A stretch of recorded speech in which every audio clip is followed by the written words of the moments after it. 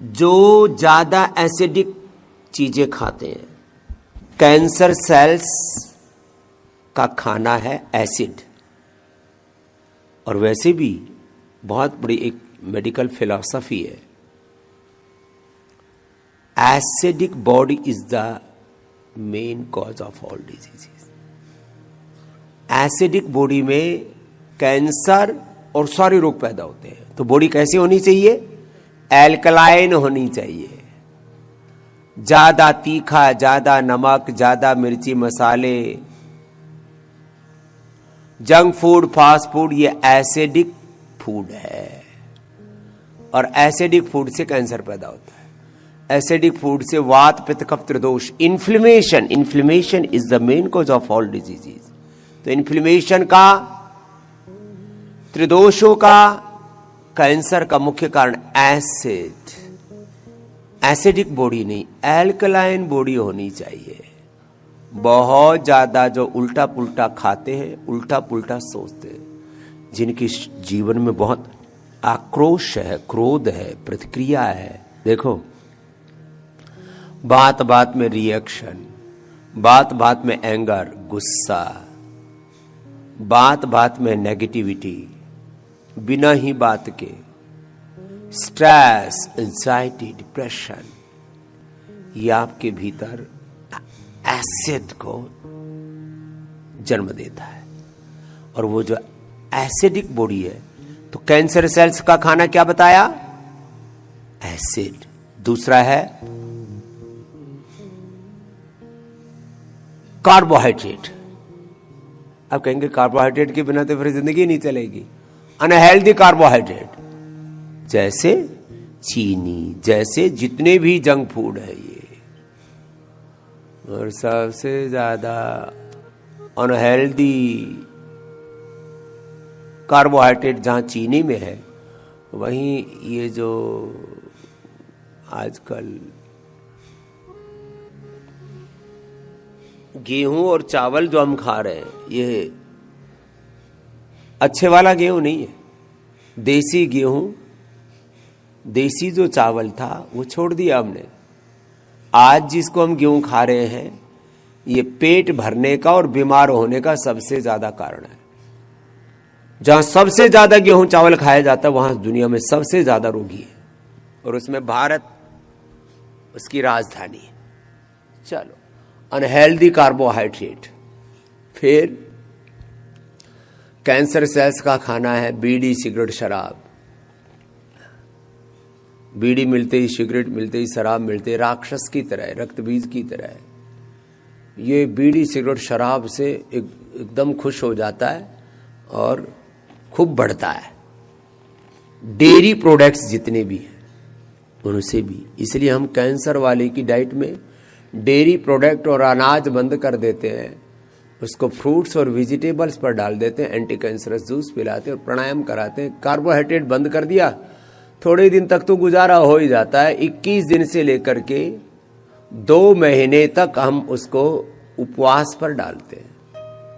21 दिन तो जल उपवास, फिर रसोपवास, फलोपवास, इस पर, और 2 महीने में कैंसर खत्म। जब उसको खाना ही नहीं मिलेगा, 2 महीने से ज्यादा कोई जिंदा रह सकता है क्या? कैंसर सेल्स कैसे जिंदा रह जाएंगे? अपने आप ही कैंसर सेल्स खत्म हो जाते हैं। वो बोले वो गांठ कहां जाएगी? वो तो कोई भी शरीर में तो हर दिन ग्रामों नहीं, किलो की मात्रा में पुराने सेल्स खत्म हो जाते हैं, नए सेल्स बन जाते हैं।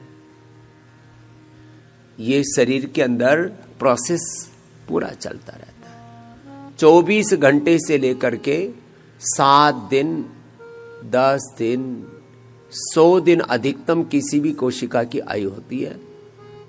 ब्लड सेल, बोन सेल, सारे के सारे स्किन सेल्स, सबके सब सेल्स पुराने खत्म हो जाते, नए बन जाते हैं।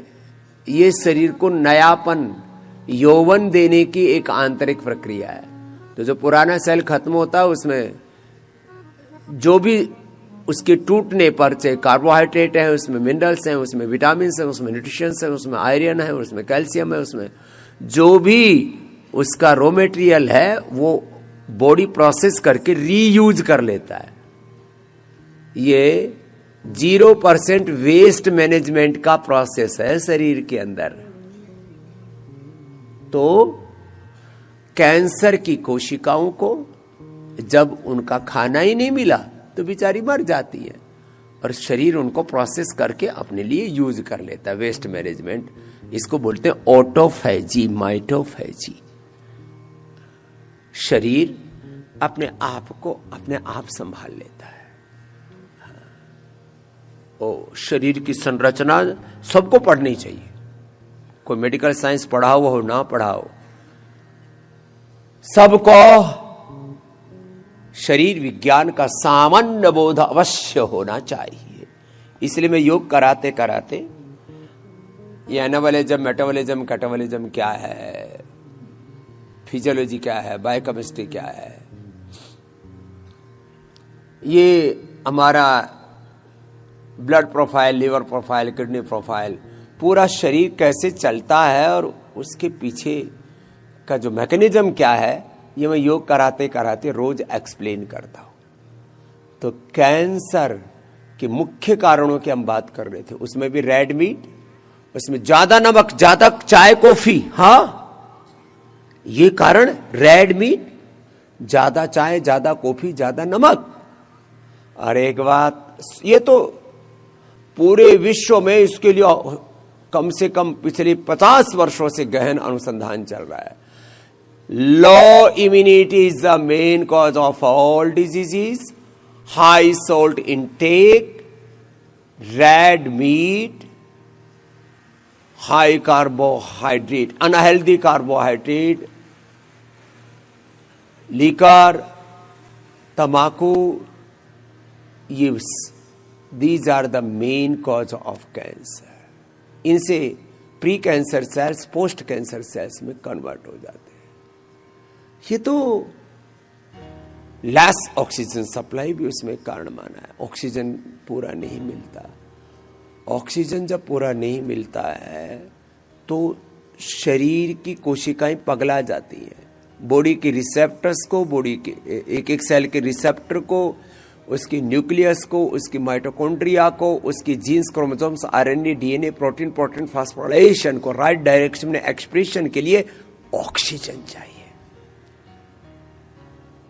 ऑक्सीजन नहीं मिलता तो एक सेल की इतनी सूक्ष्म रचना है, 1 cell equal to 1 body, 1 body to equal to 1 universe. एक सेल में पूरा ब्रह्मांड है, जिसको श्रीमद् भगवत गीता में विश्व रूप दर्शन योग का है। तो आपके एक सेल में, अब देखो, पिंड में सारा ब्रह्मांड है और स्वयं ब्रह्म है। ये विज्ञान है, ये हमारे इस जीवन के अस्तित्व की सच्चाई है। पिंड में ब्रह्मांड है और स्वयं ब्रह्म है।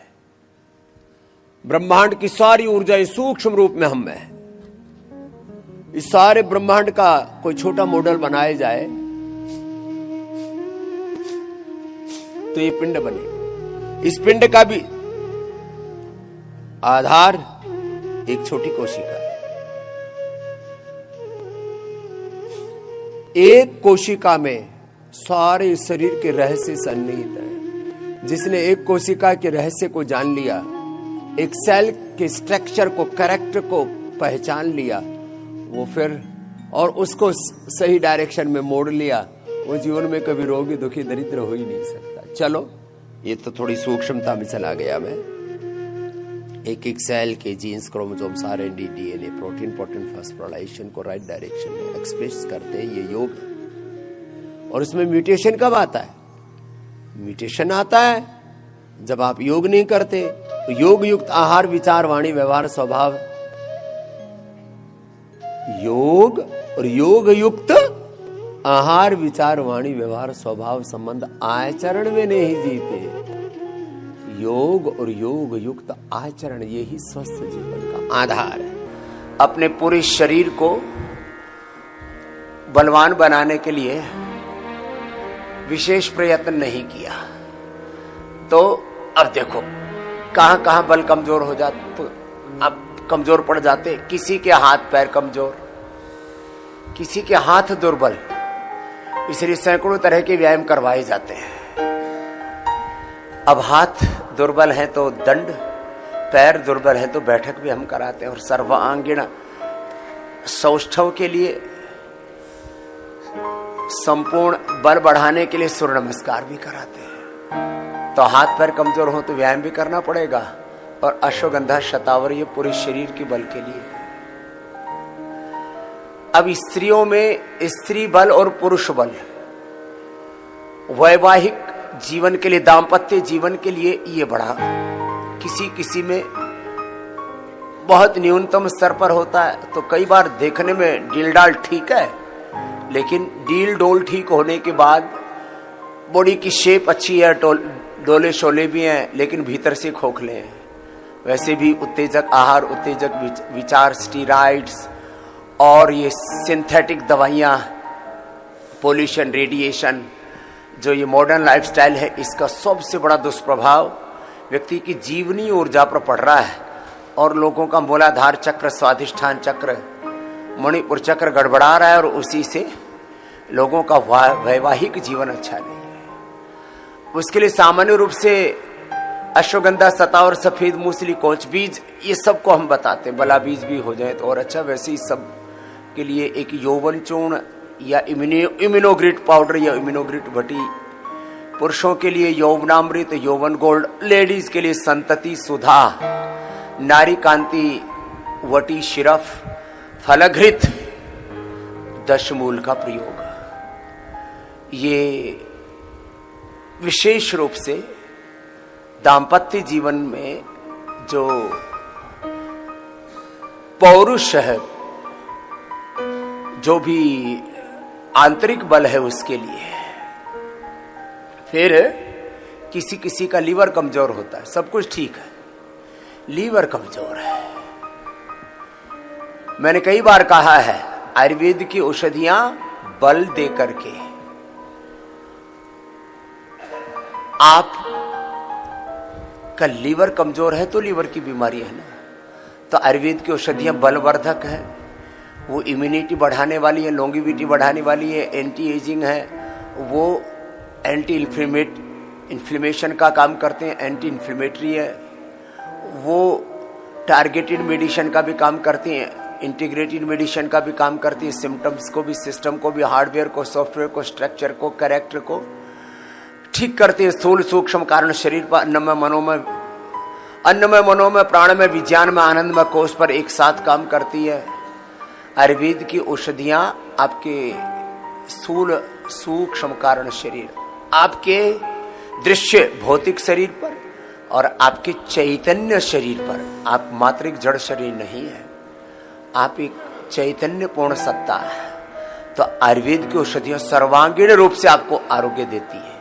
तो बल बढ़ाने के साथ लीवोग्रिट, मैं यदि बल की दृष्टि से कहूं तो लीवोग्रिट लीवर को शक्तिशाली बनाने के लिए, रीनोग्रिट किडनी को शक्तिशाली बनाने के लिए, कार्डियोग्रिट हृदयामृत हृदय को शक्तिशाली बनाने के लिए, थायरोग्रिट धनिया के पानी के साथ ये थायराइड को शक्तिशाली बनाने के लिए, प्रोस्टोग्रिट लौकी के जूस, काली मिर्च, तुलसी के साथ ये अनुपान से ये प्रोस्टेट को शक्तिशाली बनाने के लिए, स्वासारी ब्रोनकोम, स्वासारी क्वाथ या मुलठी के क्वाथ के साथ ये आपके फेफड़ों को शक्तिशाली बनाने के लिए, पीडानिल गोल्ड, ऑर्थोग्रिट, और उसमें आवश्यकता के अनुसार अलग अलग प्रकार के त्रयोदशांग गुग्गुल, लाक्षादि गुग्गुल, योगराज, महायोगराज गुग्गुल आदि, सिंहनाद गुग्गुल आदि, कैशोर गुग्गुल आदि, या आवश्यकता के अनुरूप वात पित्त कफ त्रिदोष के एक दोष, द्विदोष, त्रिदोष प्रबल होने पर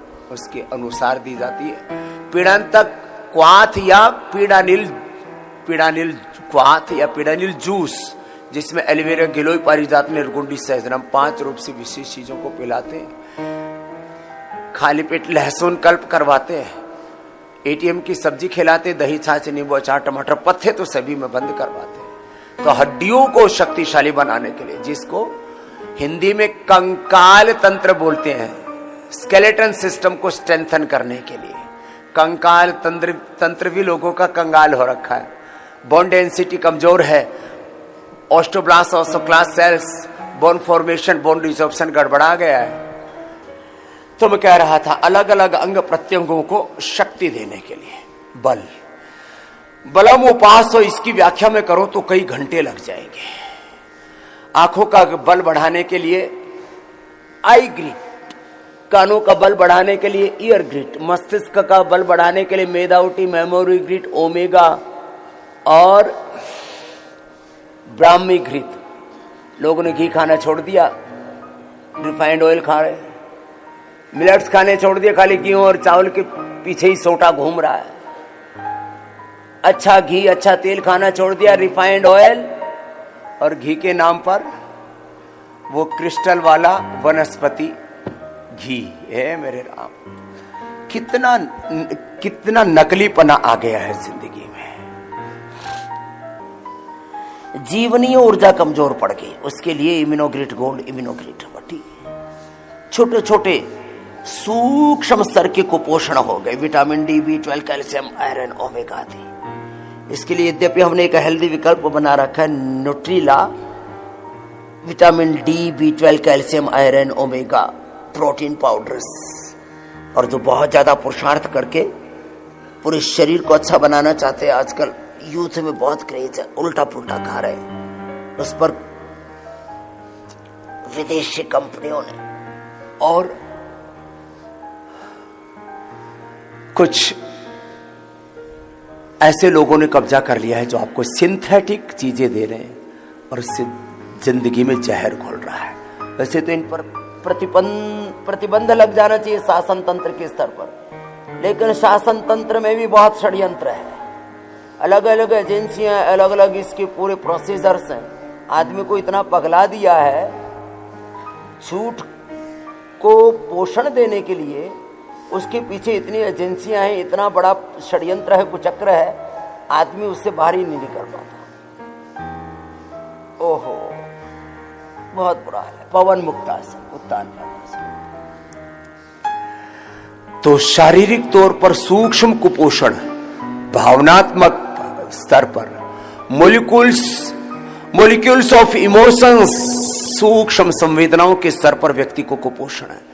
किसी में श्रद्धा कम है, भक्ति कम है, किसी में प्रेम कम है, किसी में संवेदनशीलता कम है, धीरज, तो ये भावनात्मक कुपोषण इतने लोगों में कम है। भावनात्मक दरिद्रता, वैचारिक दरिद्रता, धार्मिक दरिद्रता, आध्यात्मिक दरिद्रता, दिवालियापन, खोखलापन तो बहुत ज्यादा गहरा है। इसलिए आपको चलो भक्ति के साथ गुरु में, भगवान में विश्वास रखो,